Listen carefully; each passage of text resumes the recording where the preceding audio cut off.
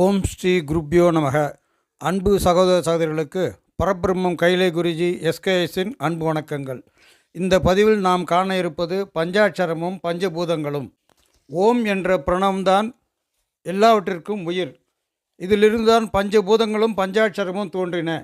ஓங்காரத்துள்ளே உதித்த ஐம்பூதங்கள், ஓங்காரத்துள்ளே உதித்த சராசரம், ஓங்கார தீதத்துயிர் மூன்று முற்றென ஓங்கார சிவ பரசிவ ரூபமே.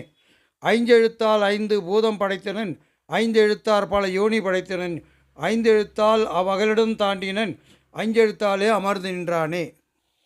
பஞ்சாட்சரம் என்ற ஐந்து எழுத்துக்களாகிய நமசிவய என்ற அச்சரியங்களால் இறைவன் நிலம், நீர், தீ, காற்று, ஆகாயம் என்ற ஐந்து உலகையும் ஐந்து எழுத்துக்களால் உலகின் பல வகையான உயிர்களையும் இறைவன் படைத்தான். இந்த ஐந்து எழுத்துக்களால் அண்ட சராசரங்களையும் இறைவன் தாங்கி நிற்கிறான். ஐந்து எழுத்தாகவும் சிவன் அமர்ந்து நிற்கிறான். நகாரம் பூமி, கடவுள் பிரம்மா. மகாரம் ஜலம், மூர்த்தம் விஷ்ணு. சிகாரம் ருத்ரன், தத்துவம் தேயு. வகாரம் மகேஸ்வரன், வாயு. யகாரம் சதாசிவன், ஆகாயம்.